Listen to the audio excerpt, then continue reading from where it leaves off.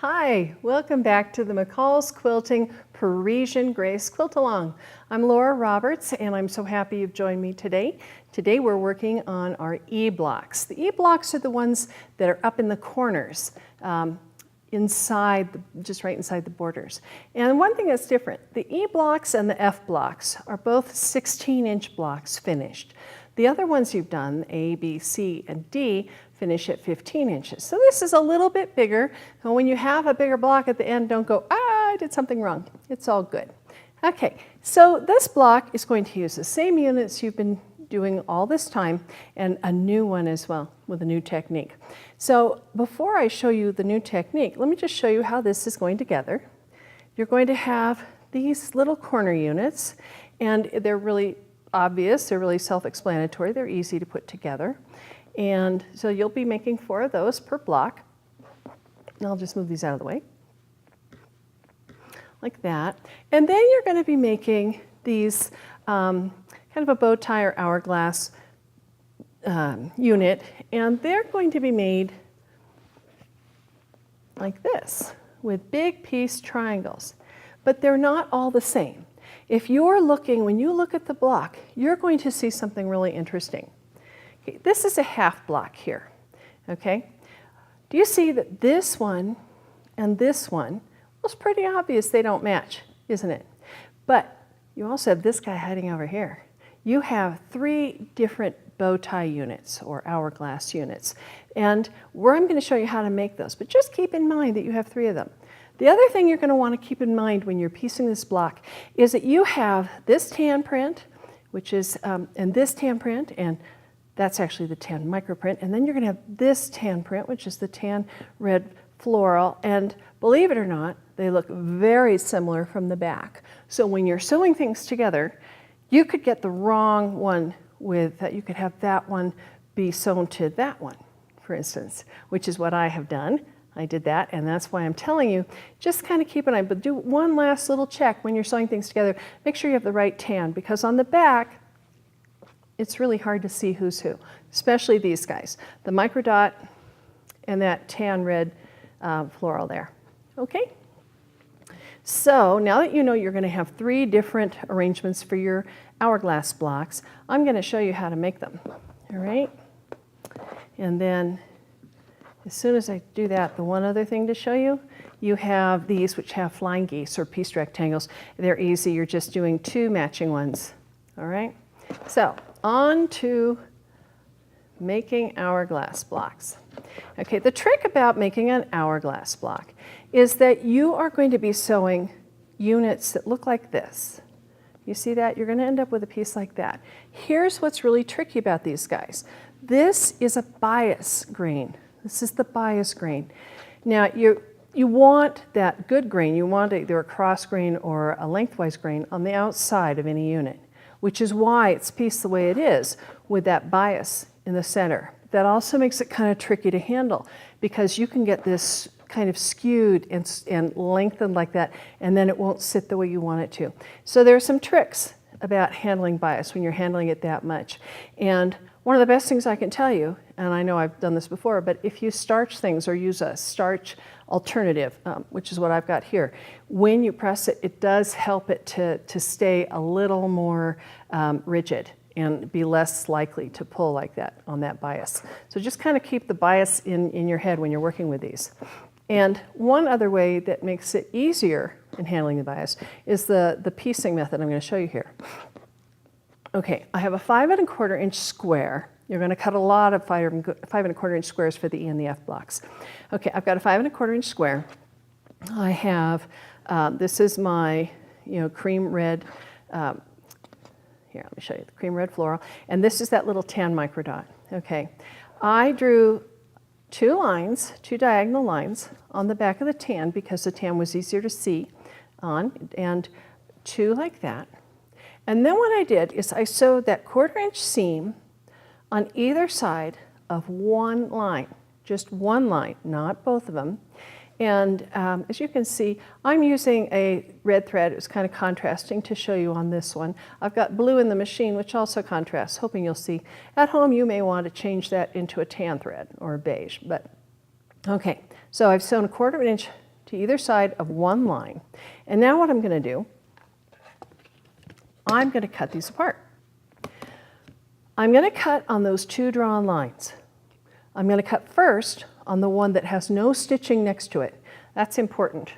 It makes a, you sure don't want to cut that one first and then try to piece them together to get to just the right place. So I'm going to put my ruler right there.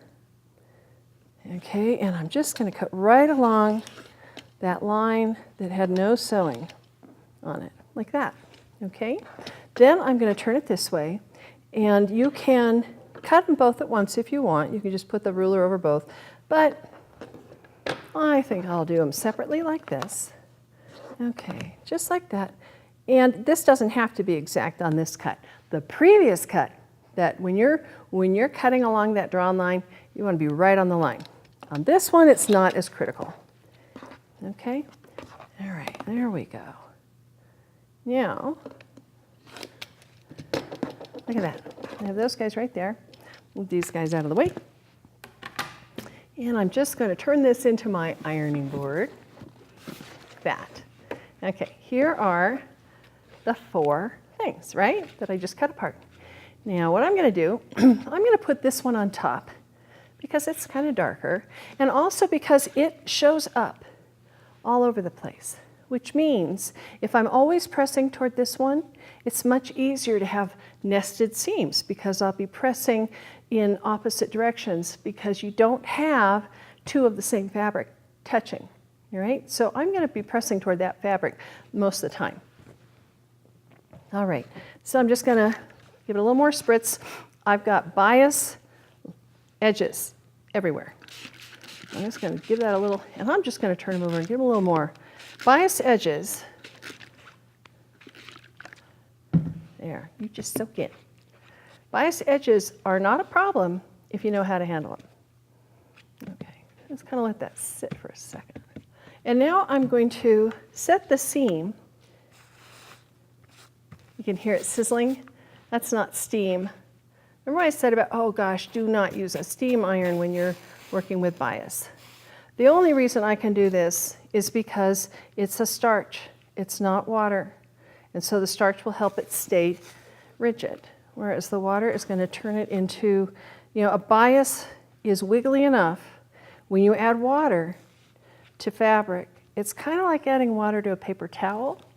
It gets really soft and malleable, which is why we use water when you have a really bad crease you're trying to get out. Okay, there. Okay, and now I'm going to put, remember what I said, I'm going to keep these on top because my seam allowance is always going to be pressed like that. And when I'm opening this, I'm going to use my finger to kind of gently, there we go. I'm handling it really carefully and keeping in mind that this right angle here, those are straight of grain along here. That's the bias. Okay, just going to press that open like that. There we go. I'm going to press the rest now. Again, just going to use my finger to kind of help it open like that. And you're going to see something really interesting in a minute here. Okay, there's that guy. That's all pressed open. That looks pretty good. And this one. So that's kind of fun, huh? You've got 2 5¼ inch squares that will make 4 of these big piece triangles.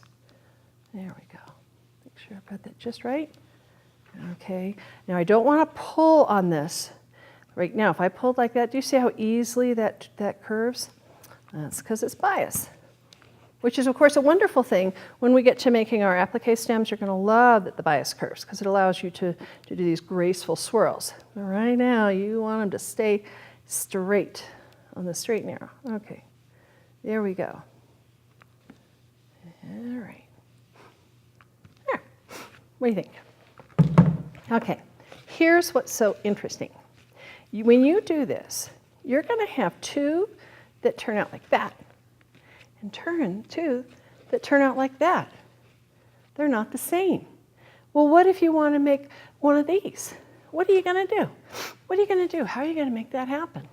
Well, I'll show you. or even one of those. That's even trickier. Okay, you can make any of those with any of these. It just depends who you're putting it together with. So, pretty easy. If you have two of the same, you put them together. Ta-da! What happens if I take one of these and one of these? Well, that's not right, is it? Because now I just have these two sort of big triangles.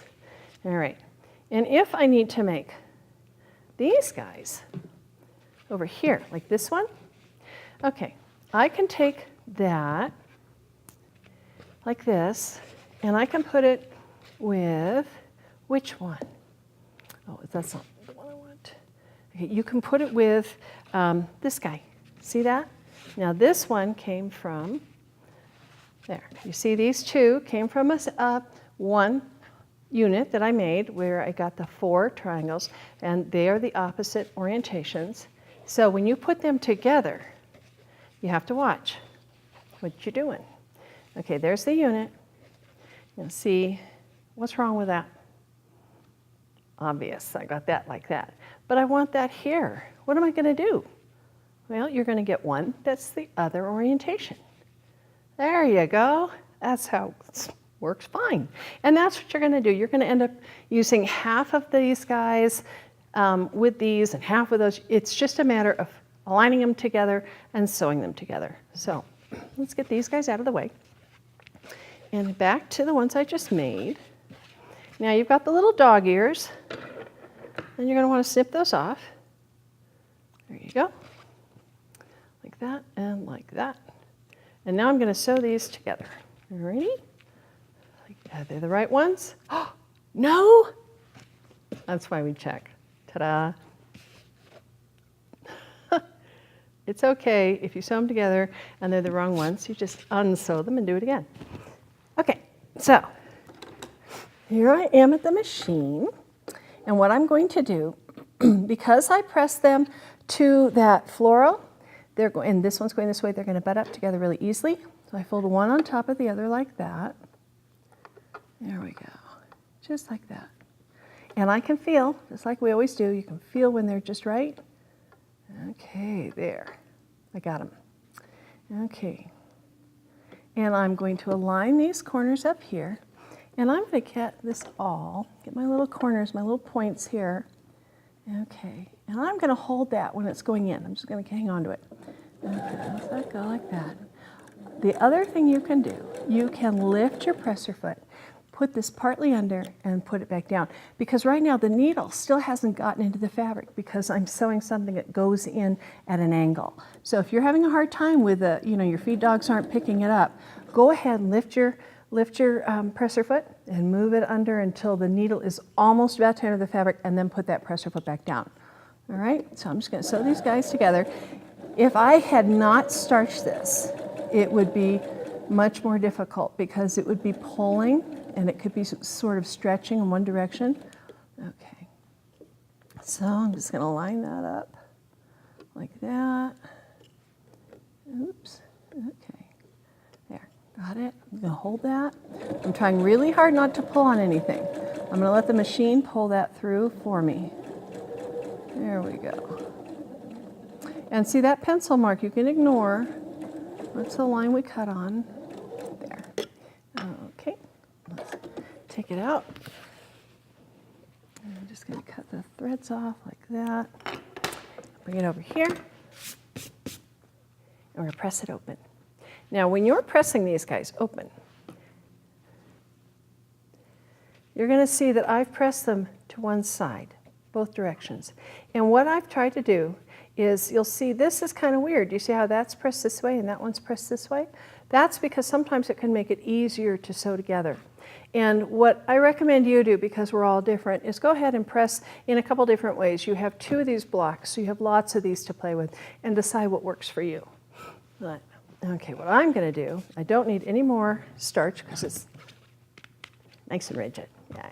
And I'm just going to open it up from the front like this. And just kind of make sure I got those corners. And I'm going to push when I get to the very center, like that. That's why I'm going to push that open. There we go. You see, that didn't quite get open. And this is where bias gets weird. You see how it can pull. So when you're done with this, ouch, don't do that. Don't grab it when it's still really, really hot. It's going to look wobbly. It's going to look kind of bubbly and strange like it is now.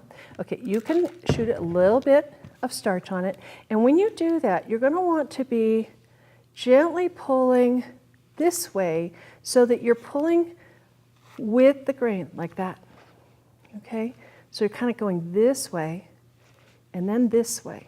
If you do this, okay, I'm just going to set that up right there. Look what happened. You see how wonky that is now? That's not something I'm going to want to put in my quilt. So if that happens to you, let's say you do that and you're like, oh no, what did I do? No biggie. Take some water or starch and just kind of do that and get it back the way you want it. You may need to pull the other direction a little bit. Okay? And if you want to, when you get this done, you can always, come along with a ruler and use that to really block it. You don't have to, and the reason you don't have to is because when you've got this sewn into the block, the things around it, the units around it are going to keep it taut. They're going to, if it's being sewn to something square here, something square here, and square here, and it aligns, what's going to happen is when it's all in that block and you press it, it'll relax and it'll work in the way you want it to. Okay? Once you've made all those units, and you've made those little corner units using the piece triangles that you will have made, then you're going to have 4 rows. You're going to have a top row and a bottom row that are identical. And I'll show you that when I turn this around, you'll see these rows are identical. So each block is going to have 2 of these. And then this row, that middle row, that's identical too. You see that? It's just the same as that. So you're going to be making a total of 4 of these, 2 for each block and 4 of those. And then you sew them together and you're going to turn one around. This needs to be pressed, doesn't it? I'll do that in a little bit. And then you have this one seam. Now what's interesting about this seam is you do have several places where you have multiple things coming together. Like this one right here. We've got 8 pieces coming together. It's just like the pinwheel you made last time. So you're going to want to, pin and kind of work that carefully. And to make sure that I have this right, I've got it laid out. And I'm going to double check. I don't want to do that. Okay? So lay it out so it looks like your block, just like that. And then fold it over onto itself. And then you can go to the machine, you can pin if you want. I'm probably going to add a few pins because it's a lot to match. And let's take it over here and get it sewn together. I love this block, it's so pretty. And it doesn't have any framing. The E and F don't. Okay, here we go. So I'm just going to align. Now I can feel that. You feel there's that where that nesting. I don't really need to pin that. So I'm going to come along over here, like that, and check that one. That's one of those ones where I'm going to put a pin down here, right through that little intersection, and then the same thing right through there, right where those guys match. Okay, and it's just like we did before. We're hold it vertically and pin to either side. Okay, there we go. So that one's all set. Get that pin out of there. And I can just do that all the way along if I want to. This one is the one in the center. That one I was saying is like a pinwheel where they all come together. So I'm going to put a pin in that for sure. Okay, I'm going to be able to see from out here where to put the pin on that side. And then right down, oops, there we go. It's squiggly, it's trying to escape. Okay, right down there, just like we've done with the others. Okay, right in there. Keep that pin vertical, and then pin to either side. Oops, there we go, there's one. Okay, hang on to the pin, there we go. Take that pin out. And there's one more here that I'm going to go ahead and pin because there's so many of these guys right there. Okay, when you have so many points coming together, sometimes I think it's a good thing to pin.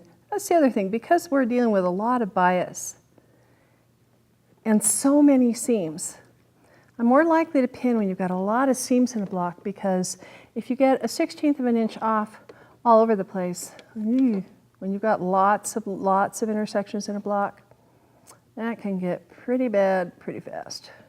Okay, so I've put in pins at 3 places, and now I'm going to go ahead and sew the seam. Get my little thread guy. Okay, and butting these up together. I've got that butted right together. I can feel it with my fingers. Okay, here we go. I'm just going to run that right down there. And I'm checking to make sure that right along here, I know where the edge is for that bottom piece. Okay, there we go, like that. I can kind of pull. Do you see that there's that tan fabric peeking out right there? Okay, so I know that I'm right on lining those edges.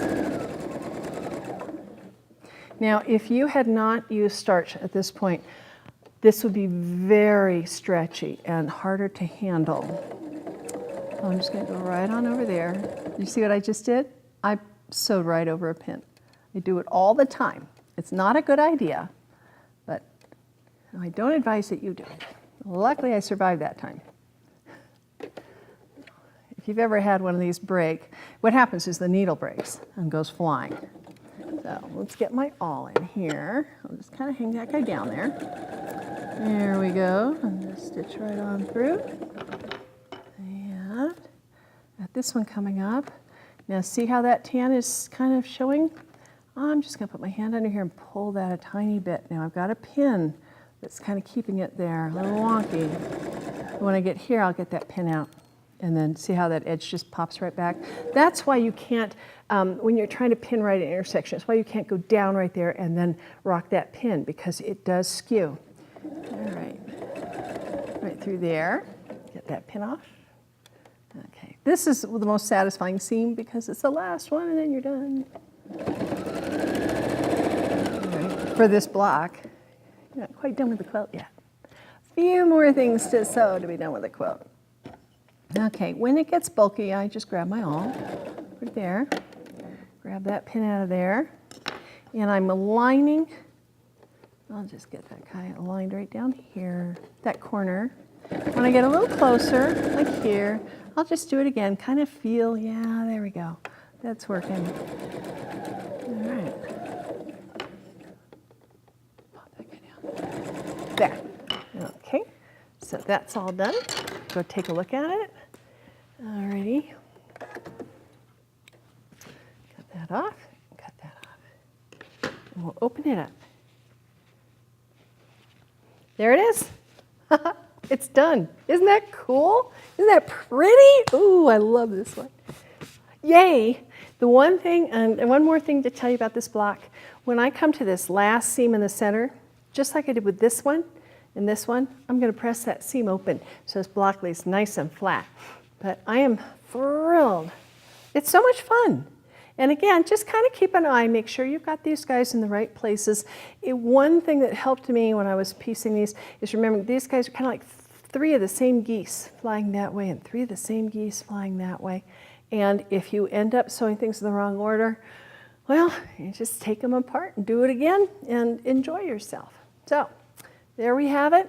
This block is done, and your homework is to go home or go to your studio or your sewing room or your dining room table and make your 2 E-blocks. If you don't have your kit and you want to use the same fabrics I'm using, just go ahead and visit mccallsquilting.com/quiltalong and you can order your kit right there. And I think that's about it. Until next time, I'll see you then and we can do our F blocks.